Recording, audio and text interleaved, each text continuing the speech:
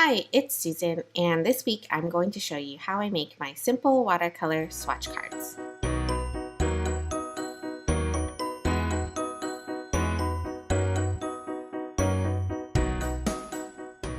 So the supplies that I use are watercolor paper cut into 2x2 squares, the paints that I want to swatch, a watercolor brush in a size 6 round, and then a waterproof pen that won't run when I put watercolors on them, and a stamp that I have custom made of my watercolor card template. And so I will explain more of that later. Obviously, because I'm using a stamp, I need waterproof ink. And then lastly, these storage sleeves that I love because they fit these 2x2 cards perfectly. And then I can throw them in a 3-ring binder and it all stores really neatly for reference later. So this is the process of how I get my paper cut into pre-cut squares. So I have this paper cutter and I just take sheets of watercolor paper and I trim them down. It's pretty simple, but the watercolor paper that I use is the one that I typically paint with. So it's going to always be a cold press 140-pound watercolor paper because I think it's important to be swatching on the same type of paper that you typically paint on. So that's how I do that. So I pre-cut all my cards, and once I have all my cards pre-cut, I will stamp them. And so this is the process of how I get them stamped. Now my stamp came and it was clear, but obviously it's now stained because I've used it a couple times.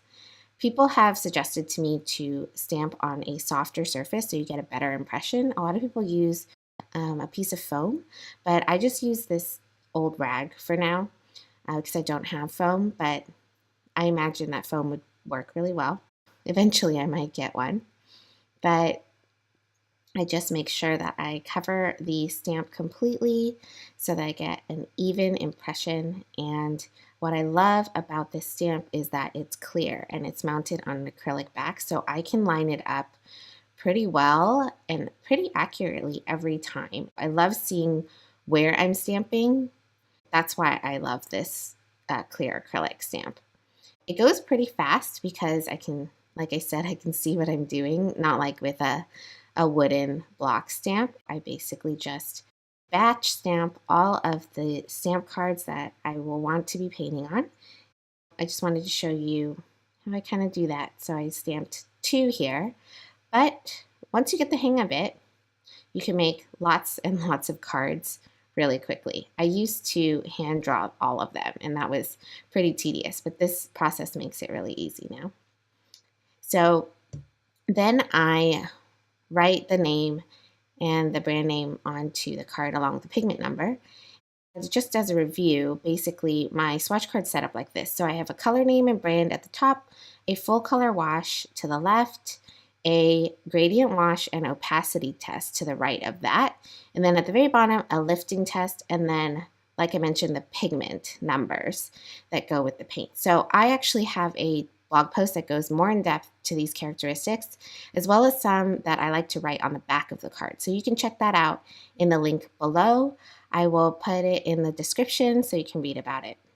So then now I'm just swatching all of my cards. So I do have a process I like to do when I'm batch swatching like this, and I typically will paint the full wash on the left, the lifting test on the bottom, and then I will go in and paint the gradient wash on the right, and then I'm going to usually let all of them dry before I go back and actually lift the paint for the lifting test. So here I'm just demonstrating 3 different colors.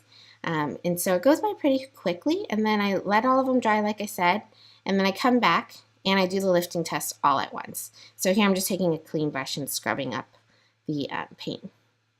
So this last step is basically storing them, and this is probably my favorite part because I love organizing things, and when I get all of my cards in these sleeves and create this color library, it's really satisfying to see them all. And so I'm just slipping in a couple of other ones just to show you what it looks like, but I love how it looks and I love how good of a reference it is. So if you like this video, make sure to give it a thumbs up and subscribe to my channel to see more like this. Like I mentioned, if you're looking for more information about the swatch cards, how I used to draw them, and even the characteristics that I like to write and why they might be important, make sure to check out the blog post for more in-depth information.